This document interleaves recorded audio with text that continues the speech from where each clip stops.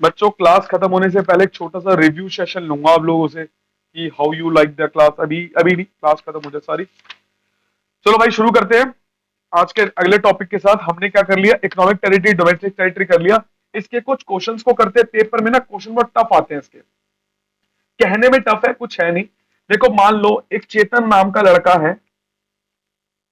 चेतन जो है वो इंडियन है, बेटा समझना क्वेश्चन को। चेतन जो है वो इंडियन है। वो इंडिया के अंदर चेतन जो है इंडिया के अंदर चाइना की एम्बेसी में वर्क करता है। चेतन इंडिया के अंदर चाइना की एम्बेसी में वर्क करता है। ठीक है, एक मिनट होल्ड करना है, मेरे पापा ने दुखी कर दिया यार।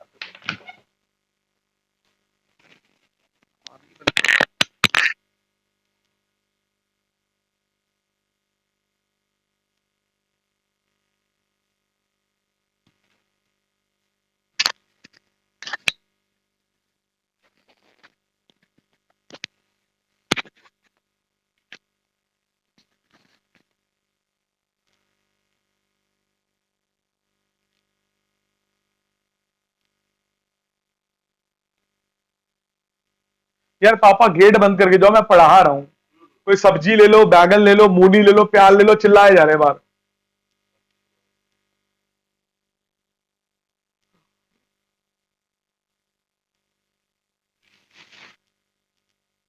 हेलो, हेलो बच्चों में। हाँ मेरी ठीक है। चेतन जो है वो इंडियन है। वो इंडिया के अंदर चाइना में वर्क करता है। इंडिया के अंदर चाइना का मतलब एम्बेसी में वर्क करता है। तो पेपर में क्वेश्चन पूछा जाएगा, ये जो रेजिडेंट है वो कहाँ का है? वो इंडिया का है। इसका जो सिटीजन है वो कहाँ का होगा? फर्स्ट केस सिटीजन इंडिया का है। दूसरा केस सिटीजन चाइना का है। तीसरा केस सिटीजन यूएसए का है। ठीक है, ये तीन केस है। अब इन तीनों केस को सॉल्व करता हूं, सॉल्यूशन देखता हूं। बहुत इजी है, टुच्चा सा है। ये मैंने पहले बना दिया इंडिया। आज इंडिया ढंग से बनाऊंगा पहली बार।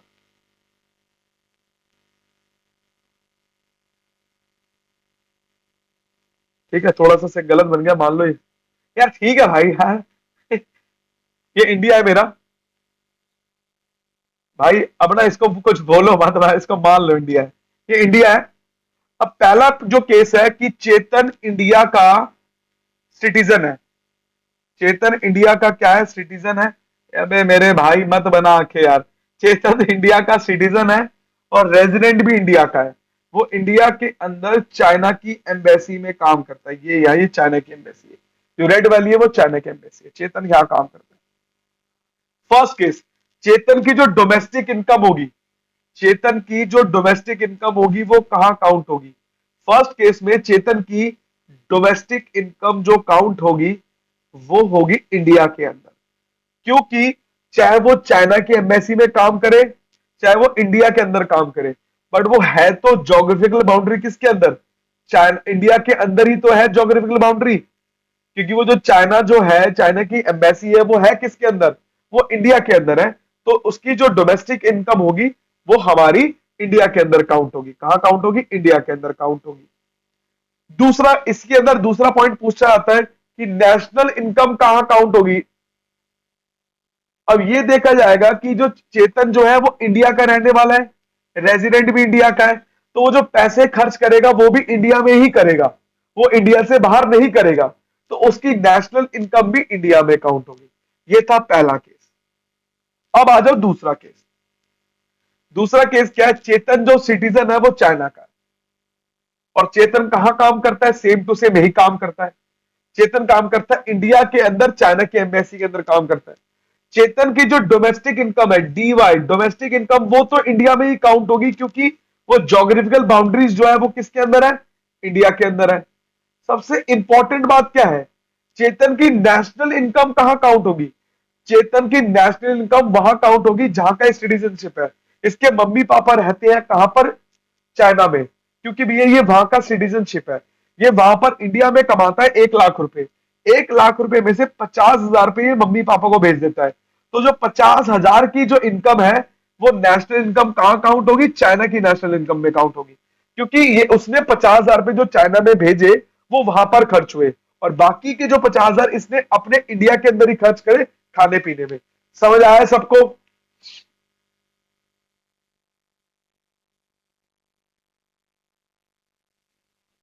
लड़कियों को समझ आया, लड़कों को समझ आया? यस नो का जवाब दे दो एक बार। यस बेटा। हाँ यस बेटा, मेरी बात तो सुन ले बेटा, वहां से हटा।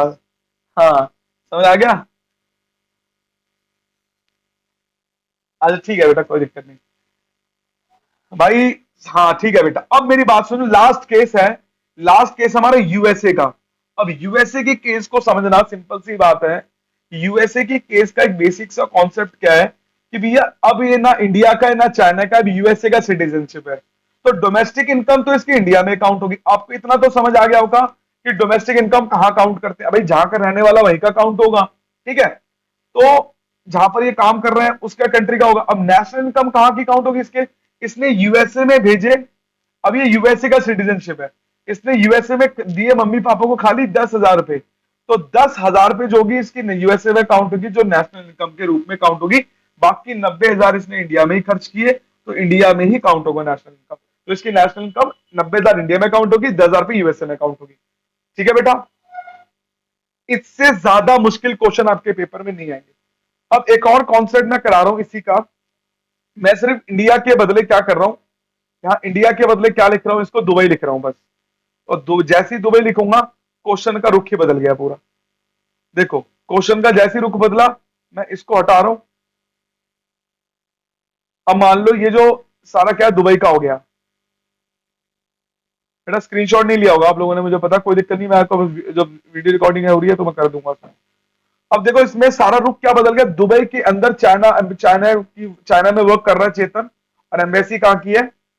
एम्बेसी चाहिए दुबई है, अब दुबई हो गया ये वाला।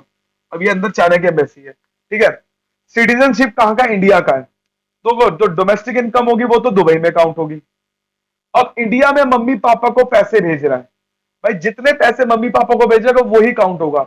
इसने कितने भेजा भाई? 700 दिरहम भेज दिया इसने, 700 दिरहम इसने भेजा कहां पर? इंडिया में, तो नेशनल इनकम 700 दिरहम ही काउंट होगा इंडिया का। समझ आया? अब ये दूसरी बार चाइना का सिटीजनशिप है, ये डोमेस्टिक इनकम तो दुबई में काउंट होगी, नेशनल इनकम जितना ही पैसे भेजेगा उतनी काउंट होगी चाइना में। तीसरी बार में भी यही होगा, डोमेस्टिक इनकम तो उसकी यूएसए में काउंट होगी, सॉरी दुबई में काउंट होगी, क्योंकि दुबई में इसका चाइना है। ठीक है, चाइना की एम्बेसी है, नेशनल इनकम कहां काउंट होगी? इसकी यूएसए में काउंट होगी, जितना ये पैसा भेजेगा। अब समझ आया बच्चों? ये कॉन्सेप्ट सबसे टफ था, तो इसके मैं नोट्स भी दे दूंगा, आप नोट्स को एक बार पढ़ लेना और सिंपल सी समझ लेना। तो हम लोग कुछ ना कुछ पॉइंट्स को समझते हैं, और इसकी थ्योरी थ्योरी तो है नहीं, यही कॉन्सेप्ट आएगा।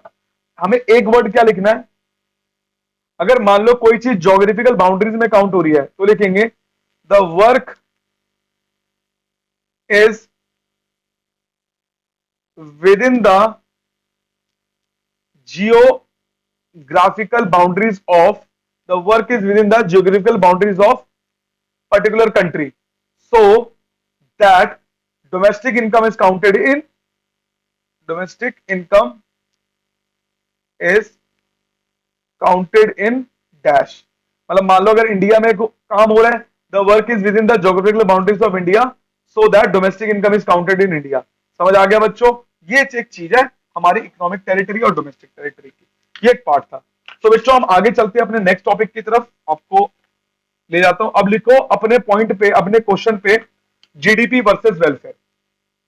देखो बेटा समझते हैं, अगर किसी को भी कोई डाउट है अभी भी पूछ सकता है, मैं आगे चले जाऊंगा तो मैं पीछे वाला डाउट नहीं बताऊंगा, इसलिए बता रहा हूं, कोई डाउट है तो पूछ लो फटाफट से, चैट बॉक्स में ओपन कर रखा है।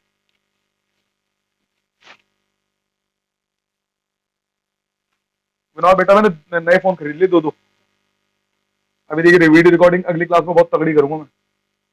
अरे यार माइक्रोमैक्स 10 आई, सॉरी माइक्रोमैक्स करो, MI 10 आई, दोनों यही लिए बेटा मैंने, एक एक एक लिया 60 FPS वाला, एक वॉइस के लिए लिया है और कैश के लिए लिया है, देखता हूँ कैसे काम करता है। अरे मेरे, अरे भाई वीडियो रिजोल्यूशन है उसकी 4K 30 FPS, और 1080 60 FPS।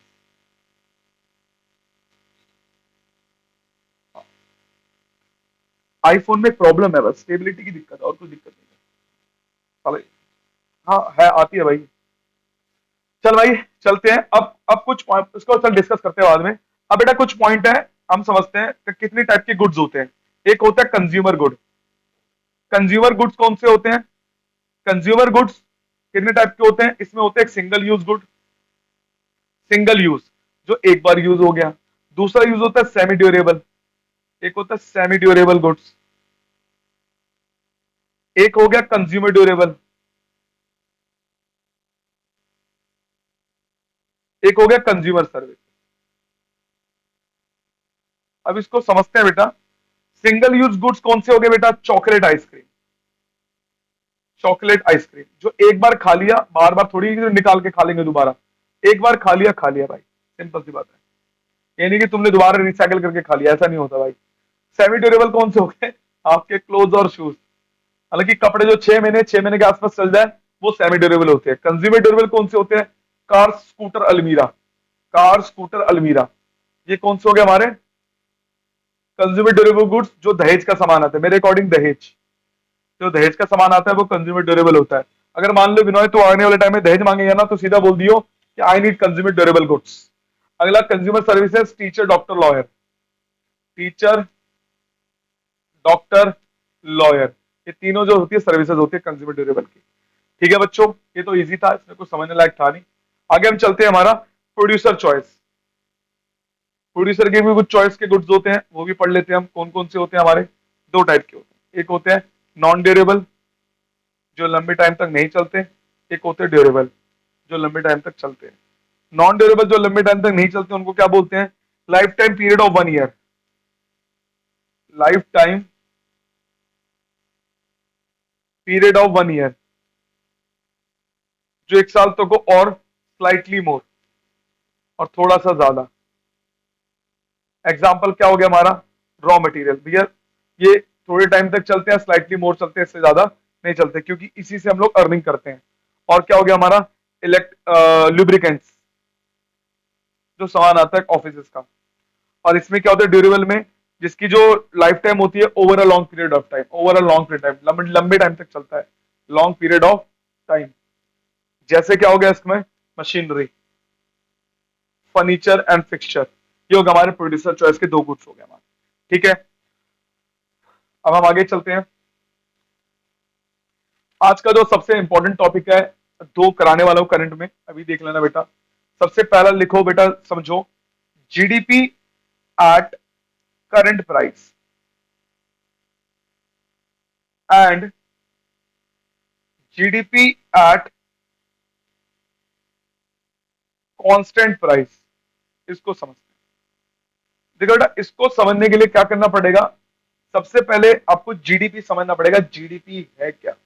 देखो समझाता हूं मैं। 1 2 3 4 5 6 7 8 9 10 11 12 13 14, मान लो पूरी दुनिया में, पूरी इंडिया में 14 बंदे।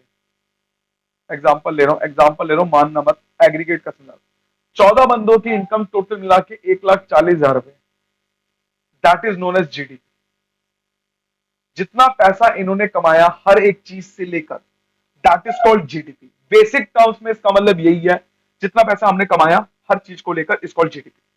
अगर मैं बात करूं कि इसकी रियल डेफिनेशन क्या है, तो it is the market value. ये एक ऐसी मार्केट वैल्यू है, it is the market value, price वाली, of all produced final goods and services in an accounting year. एक ऐसी वैल्यू है जो भी प्रोड्यूस करते हैं फाइनल गुड्स एंड सर्विसेज एक साल के अंदर, with in a domestic territory, एक डोमेस्टिक टेरिटरी के अंदर, with in a domestic territory, एक डोमेस्टिक टेरिटरी के अंदर, इसको हम बोलेंगे जीडीपी। ठीक है ना? It is a market value of all produced final goods and services in an accounting year with in a domestic territory, is called GDP. तो जीडीपी कितने टाइप की होती है हमारी? जीडीपी दो टाइप की। एक होती है हमारी नॉमिनल जीडीपी। नॉमिनल जीडीपी का मतलब जहां पर पैसे, इसमें जहां पर पैसों की बात ज्यादा है, अभी हमने पढ़ा था नॉमिनल फ्लो, उसको मनी फ्लो बोलते हैं। इसका जो दूसरा नाम है वो है करंट जीडीपी, करंट प्राइस। एक और जो हमारी जीडीपी होती है वो होती है रियल जीडीपी, जिसका नाम है हमारा रियल कांस्टेंट प्राइस। इन दोनों में फर्क क्या होता है, एक बेसिक फर्क क्या होता है, बहुत इजी सा। ये क्या होता है, प्रिवेलिंग ईयर को देख के चलता है, ये पिछले सालों को देख के चलता है। ये कहता है मैं पास्ट पे फोकस करता हूं, ये प्रिवेलिंग ईयर को देख के चलता है करंट वाला, ठीक है ना। और जो कांस्टेंट वाला होता है ये हर चीज को बेस मान के चलता है, ये खाली प्राइस को बेस मान के चलता है, ये प्राइस को बेस ईयर मान के चलता है, इससे ज्यादा कुछ नहीं, ठीक है। ये प्राइस को बेस ईयर मान के चलता है, ठीक है। अब एक चीज को समझते हैं बेटा,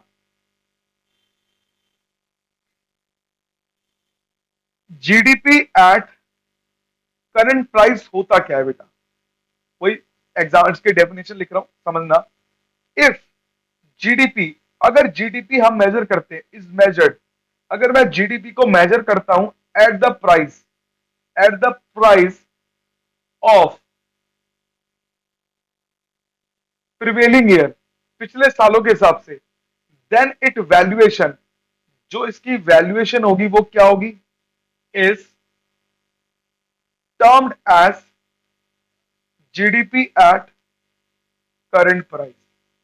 अगर मैं हर चीज को पिछले साल के हिसाब से लेके चलूं, ठीक है ना, प्रिवेलिंग ईयर पिछले 10 सालों के हिसाब से, तो इसको बोलेंगे GDP at current price. Example, example लेना बहुत जरूरी है। एग्जांपल जब आप लोगे बेटा, समझ आ रहा है ना आपको, जब नहीं आ रहा तो पूछ लेना। एक सेकंड हो जाए बेटा, एक सेकंड, अरे ले स्क्रीनशॉट ले, ठीक है। अब देखो एग्जांपल से 1 मिनट के अंदर समझ आ जाएगा, ज्यादा टाइम लगेगा ही नहीं। अगर बाई चांस किसी को समझ भी नहीं आया तो भी 1 मिनट के अंदर समझ आ जाएगा। एग्जांपल इसके है ही इतने सही, प्राइस, क्वांटिटी और वैल्यू। देखो ना बेटा, मान लो ये है 2010, 2010, 2010, अब ये 2020, 2020, 2020, हमने 3 आइटम को ले लिया,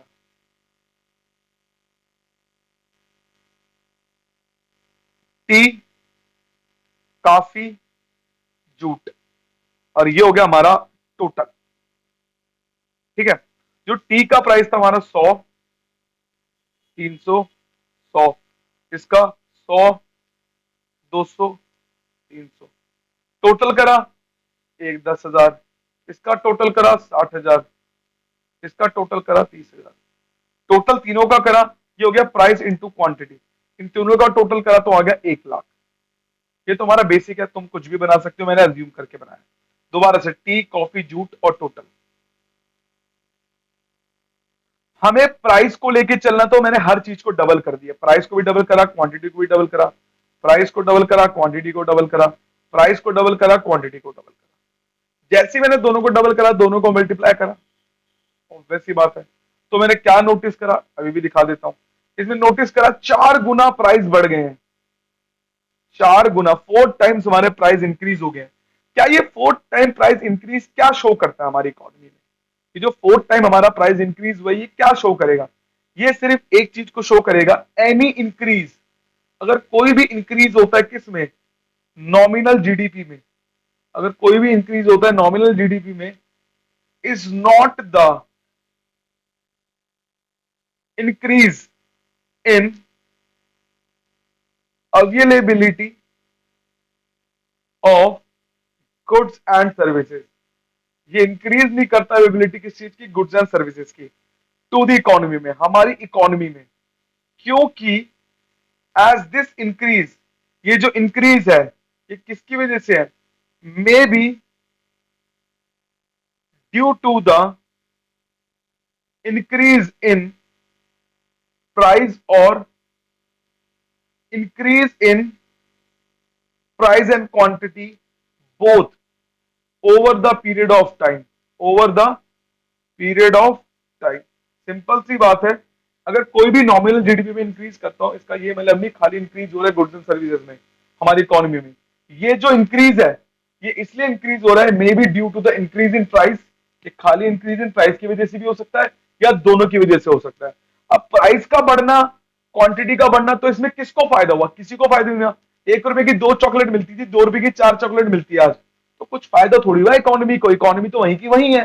तो देखा जाए तो नॉमिनल जीडीपी कभी भी हमारी इकोनॉमी के लिए अच्छा नहीं है, ये अच्छी पिक्चर नहीं देता। समझ आ गया बच्चों? बेटा सबको समझ आया कि नहीं आया, एक बार बता दो मुझे। मैंने बहुत स्लो स्लो बताया कि आपको।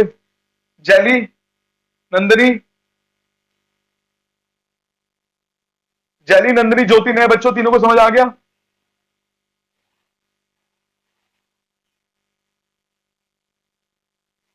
जैली, ठीक है। अब आगे चलते हैं। अरहान बेटा समझते हैं बेटा, बाकी सब भी देखो भाई, ओम और यश आप लोग को आता है, इसलिए मैं बार बार आपका नाम नहीं ले रहा क्योंकि आप लोगों ने कर लिया है। ठीक है, प्रिया बेटा वेरी गुड बेटा, समझ आ गया। देखो भाई, अब जो हम समझते हैं GDP at constant price. GDP बेटा ये पेपर में जरूर आएगा, 2000% श्योर आएगा ही आएगा, चाहे कुछ भी कर लो आप। जीडीपी एट कांस्टेंट प्राइस का मतलब क्या है? देखो बेटा, if GDP is not the increase in availability of goods and services.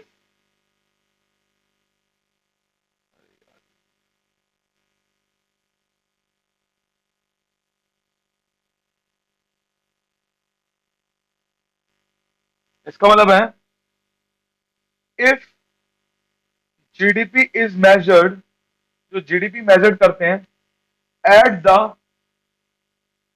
Price of base year, base year के हिसाब से अगर करते हैं, देन इट वैल्यूएशन, जो इसकी वैल्यूएशन होती है, is termed as GDP at constant price.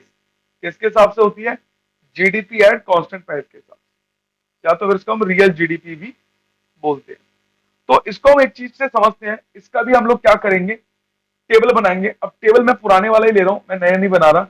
इसमें सब कुछ सेम टू सेम होगा, बस एक चीज भी ध्यान रखना, मैंने क्या करा, प्राइस को सेम रख दिया, बस कुछ नहीं करूंगा, प्राइस को सेम कर दूंगा। जैसे ही मैंने प्राइस को पिछले पिछले वाले प्राइस से जैसा रखा, तो मेरे में क्या फर्क आया देख लो बेटा। जैसे ही मैंने पिछले वाले प्राइस को बिल्कुल सेम रखा, बिल्कुल सेम टू सेम है, कुछ नहीं चेंज करना, बस प्राइस को कांस्टेंट कर देना है, कि मैंने आपको डेफिनेशन में भी समझाया था। तो क्या फर्क आएगा बेटा, ये डबल से बढ़ेगा। देखो इसमें समझ आता है कि प्राइस सेम है, क्वांटिटी ज्यादा है, तो मतलब कंज्यूमर के लिए वेलफेयर है, ये हमें समझ भी आता है। ये वाला जो डायग्राम है, इसका स्क्रीनशॉट ले लो हाथों हाथ। ये वाला जो डायग्राम है, टेबल है, ये किसका है? रियल जीडीपी का है। जैसे आपने स्क्रीनशॉट ले लिया होगा, मैं आगे कर रहा हूं, तो हमें एक चीज समझ आ रही है, इसकी जो डेफिनेट, इसकी जो कंक्लूजन क्या निकलेगा, एनी इंक्रीज, अगर कोई भी इंक्रीज होता है किस में? रियल जीडीपी में। कोई भी इंक्रीज होता है रियल जीडीपी में, विल इंक्रीज, ये क्या इंक्रीज करेगा? दी अवेलेबिलिटी, अवेलेबिलिटी इंक्रीज करेगा ऑफ गुड्स एंड सर्विसेज की। गुड्स एंड सर्विसेज की अवेलेबिलिटी इंक्रीज करेगा कहां पर? हमारी इकोनॉमी के अंदर।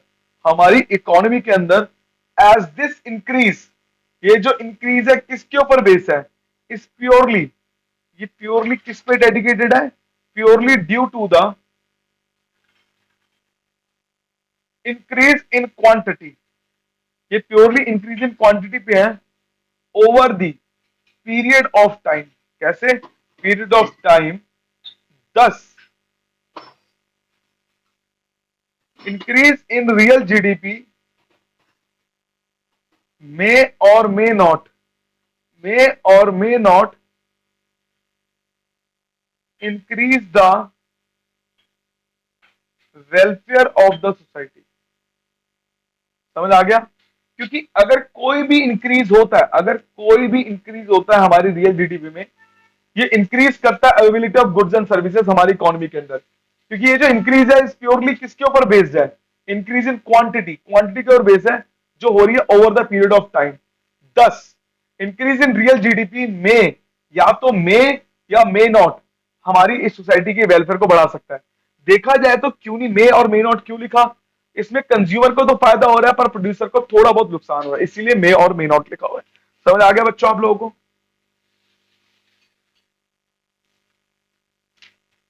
समझ आ गया बच्चों आप लोगों को? ठीक है, मैं थोड़े से कुछ फॉर्मूले लिखवा रहा हूं इसी के बेस के ऊपर, क्योंकि बहुत जरूरी है हमें जानना कि इन दोनों में थोड़ा बेसिक डिफरेंस क्या है। ये बेसिक डिफरेंस जानना बहुत जरूरी है क्योंकि बच्चों को पता होना चाहिए कि क्या इंपॉर्टेंट है क्या नहीं है।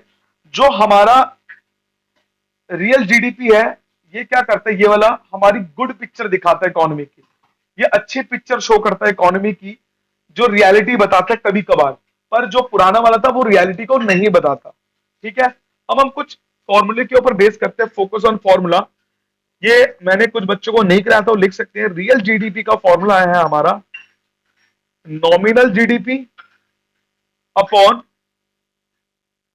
प्राइस इंडेक्स इनटू में 100।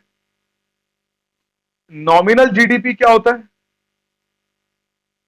Is equal to real GDP into price index divide by 100। ये एक फॉर्मूला है, ये आप स्क्रीनशॉट ले लो बेटा। ठीक है बेटा, ये दो फॉर्मूले हैं जो पेपर में एक एक मार्क्स के क्वेश्चन पूछे जा सकते हैं, आप लिख सकते हैं।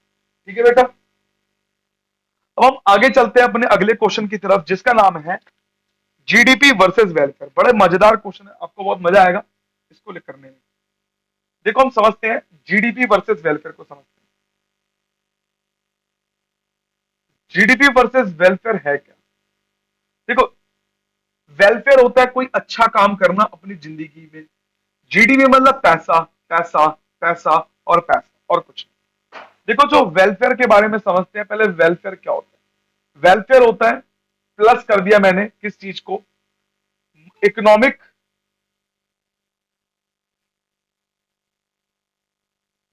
देखो economic plus non economic welfare. Economic और नॉन इकोनॉमिक वेलफेयर को मैंने ले लिया। इकोनॉमिक वेलफेयर क्या होता है, जो पैसों की टर्म्स में काउंट हो इकोनॉमिक वेलफेयर, जो पैसों की टर्म्स में काउंट नहीं होता वो non economic welfare. Example, consumption is economic welfare क्योंकि बिना पैसों के कंजम्पशन नहीं हो सकती।